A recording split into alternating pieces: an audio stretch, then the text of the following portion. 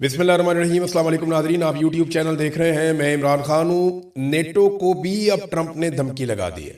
इसके दो मतलब हैं, याद रखिएगा। ट्रंप ने नेटो से कहा कि अगर नेटो ने ईरान के खिलाफ लड़ाई में अमेरिका का साथ ना दिया या वो इस लड़ाई में हमारे साथ ना उतरे नेटो के मुमालिक, तो फिर नेटो के साथ बहुत बुरा होगा मुस्तकबिल में। ये डोनाल्ड ट्रंप ने कहा। ये नहीं, ये साफ धमकी है कि कल को अगर किसी और मुल्क के ऊपर या जो नेटो के मुमालिक मेंबर है उनके ऊपर कोई अटैक करता है तो फिर अमेरिका जोर नहीं लगाएगा। एक तो मतलब ये है। दूसरा ये है कि अमेरिका उन्हें धमका रहा है, तजारती लिहाज से भी धमकाता है, टैरिफ लगा के भी धमकाता है, उनकी मईशत को तबाह करके भी धमकाता है, फौजी नुक्ता नजर से भी धमकाता है। तो एक तो बात ये भी है कि अमेरिका शायद उन्हें धमका रहा है। नेटो को धमकी लगाने का रीजन क्या है? दो वजूहात है। नंबर एक, डोनाल्ड ट्रंप अगर मदद मांग रहा है नेटो के मुमालिक से तो इसका मतलब है कि ईरान डोनाल्ड ट्रंप के काबू नहीं आया। साथ ही बात यह है ना, जब दो लोग लड़ रहे हो आपस में और एक आदमी मदद के लिए पुकारे कि आओ मेरी मदद करो, तो इसका मतलब क्या है कि जो दूसरा शख्स है उसके काबू नहीं आ रहा। अगर इस वक्त अमेरिका को नेटो की जरूरत है तो फिर इसका सादा मतलब यह है कि ईरान अमेरिका के कंट्रोल से बाहर है। इसराइल और अमेरिका मिलकर अपने सारे वसाइल लगाकर ईरान का मुकाबला नहीं कर पा रहे और उन्हें बहुत सारे और मुल्क चाहिए। नंबर एक।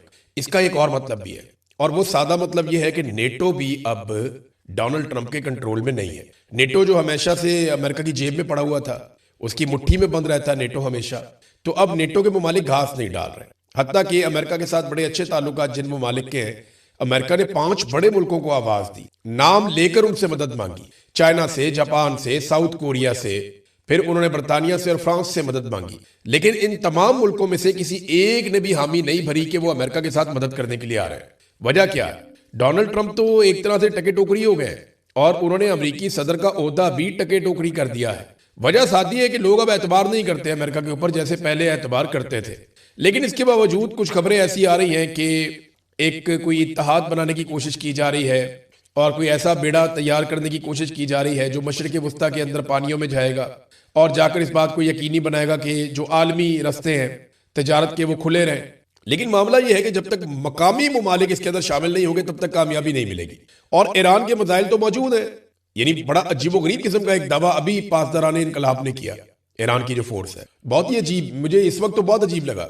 लड़ाई को लगभग 2.5 हफ्ते हो गए, 15-16 दिन हो गए लड़ाई चल रही है। आज 16 तारीख है, 28 तारीख को ये लड़ाई शुरू हुई थी। एक दिन आप वो डाल लें, 16 ये डाल लें आप, तो 2.5 हफ्ते हो गए लड़ाई चल रही है। और 2.5 हफ्तों के बाद ईरान ये कहता है कि हमने अब तक जितने मिसाइल और हथियार इस्तेमाल किए हैं ये आज से 10 साल से पुराने हैं।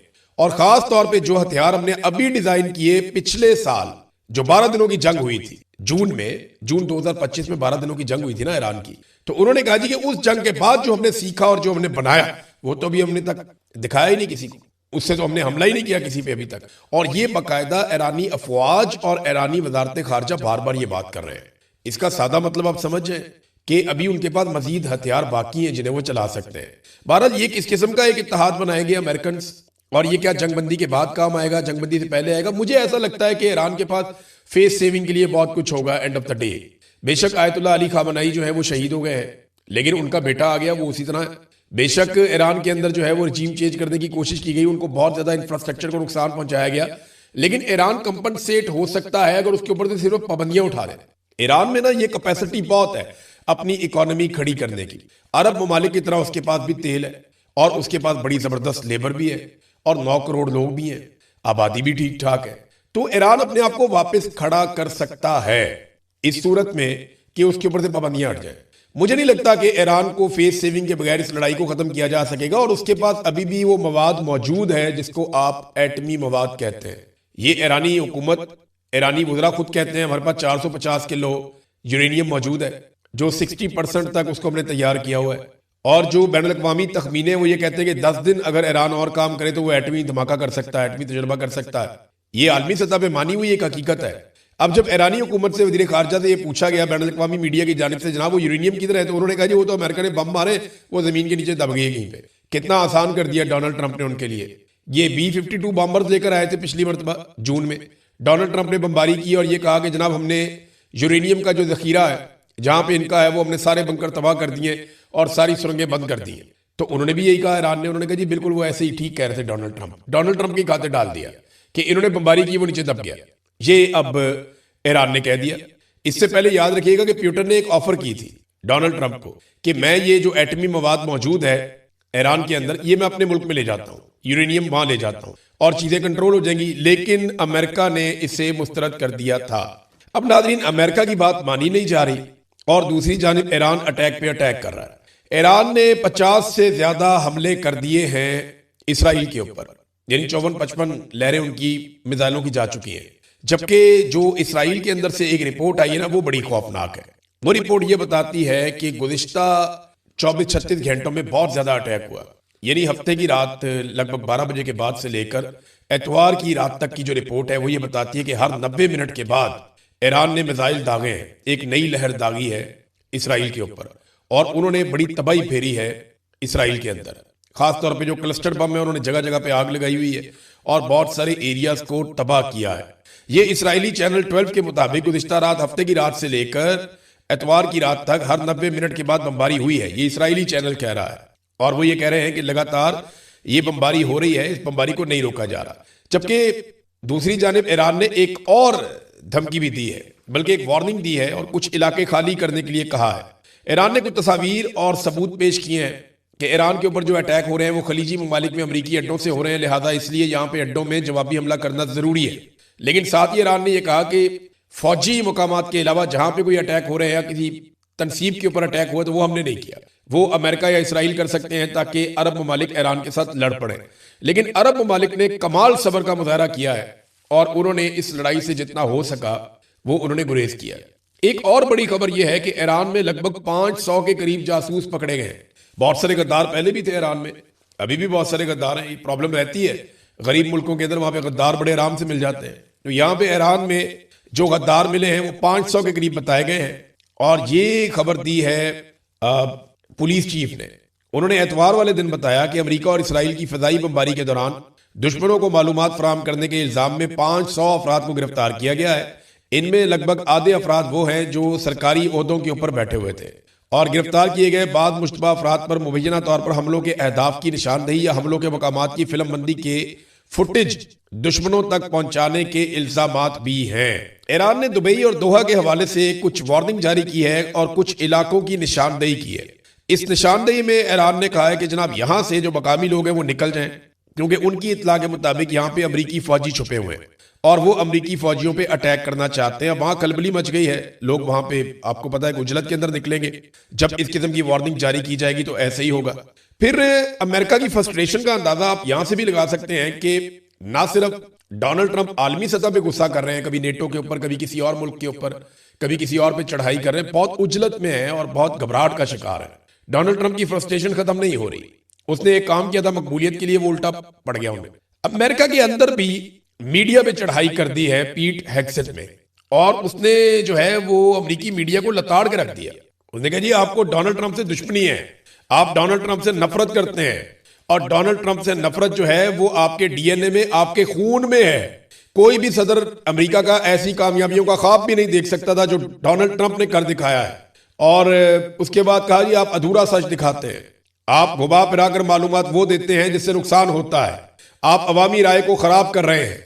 36 घंटे तक एयरफोर्स का जहाज उड़ाना कितना मुश्किल है, कभी आपने इसके ऊपर रिपोर्टिंग की है? कभी आप इसके ऊपर स्टोरीज कर रहे हैं? आप अवामी राय को खराब कर रहे हैं। ट्रंप से नफरत इसकी वजह है। यानी आप हमारे कारनामे बताएं ना दुनिया को। इधर पाकिस्तान में होता है, हर फौज की यही देनियत होती है, हर फौज यही चाहती है कि उनको हीरो दिखाया जाए, उनको बड़ा दिखाया जाए।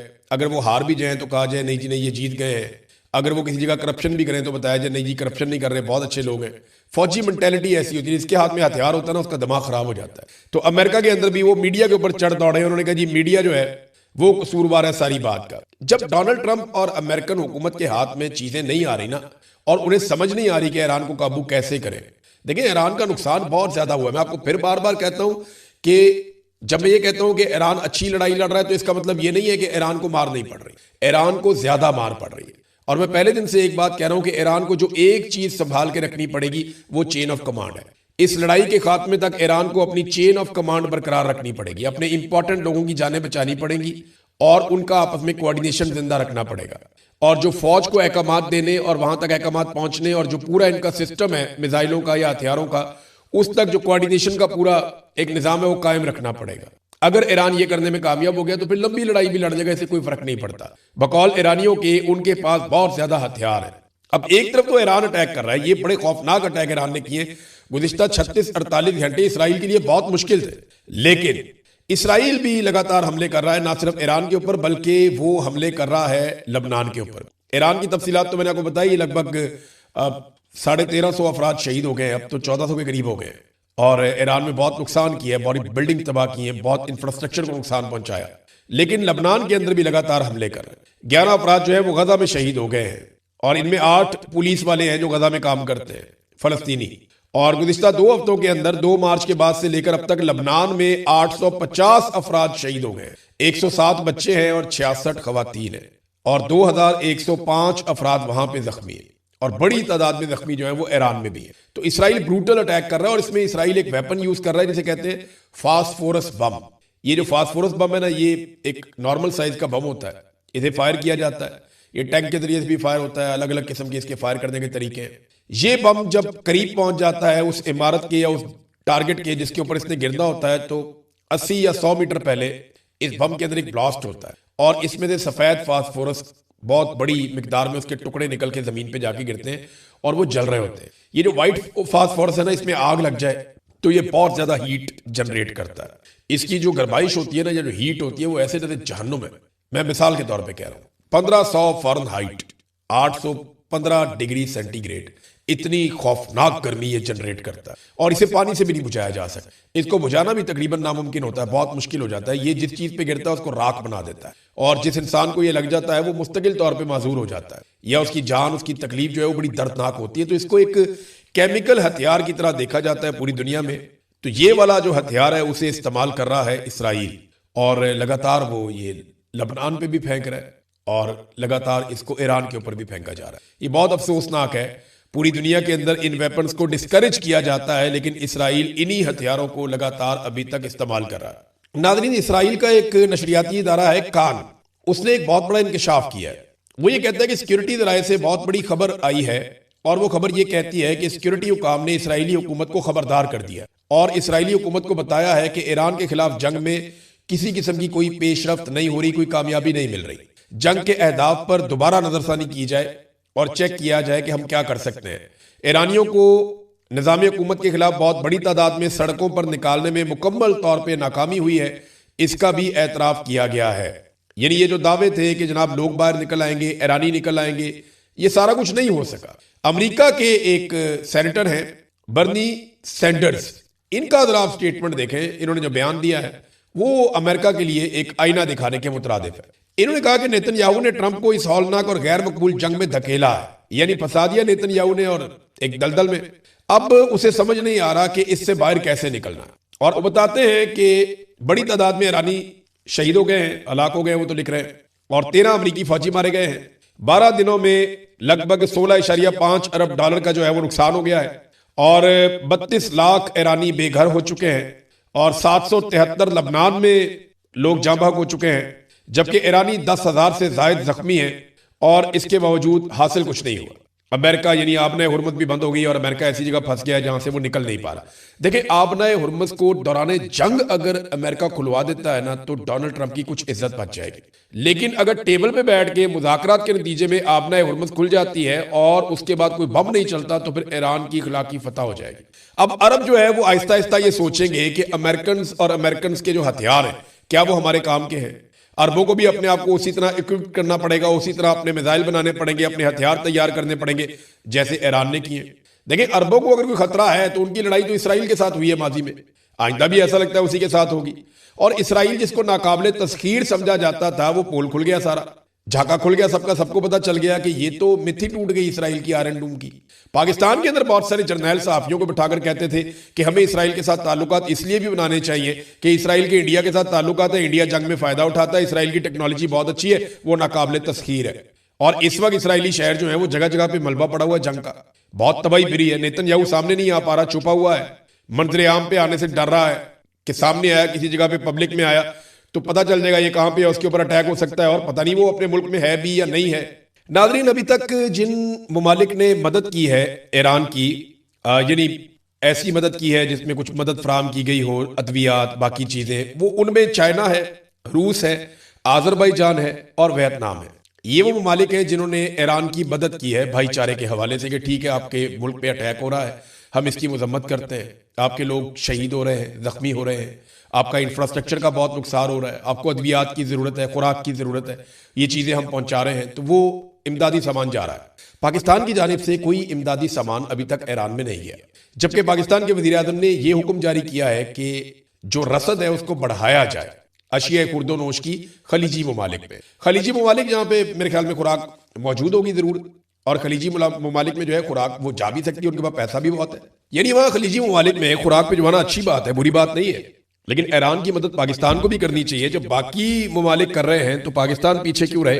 पाकिस्तान को चाहिए वो भी करे। लेकिन पाकिस्तान ने एक और हुक्म जारी कर दिया है और पाकिस्तान की मीडिया को किया गया है कि कुछ भी हो जाए, अब जो आबनाए हुर्मत से पाकिस्तान का अगर कोई कार्गो गुजरता है तो उसके बारे में किसी किस्म की कोई खबर मीडिया के अंदर नहीं दी जाएगी। और एक चीज और है, डोनाल्ड ट्रंप ने कहा कि वो तफरीह के लिए भी बम मारता है। डोनाल्ड ट्रंप का अपना स्टेटमेंट है ना कि हम बार बार जजीरों पे बम मारेंगे और तफरीह के लिए मारेंगे, फन के लिए मारेंगे, इंजॉय करने के लिए, मजा लेने के लिए मारेंगे। तो जो शख्स तफरीह के लिए बम बरसाए उसे अमन का नोबल इनाम देने वाले कितने बड़े ज़हनी मरीज होंगे आप ये सोचें। और वो उससे बड़े ज़हनी मरीज तब साबित होंगे जब वो कह रहा है कि मुझे बम मार के तफरीह मिलती है और ये अमन के नोबल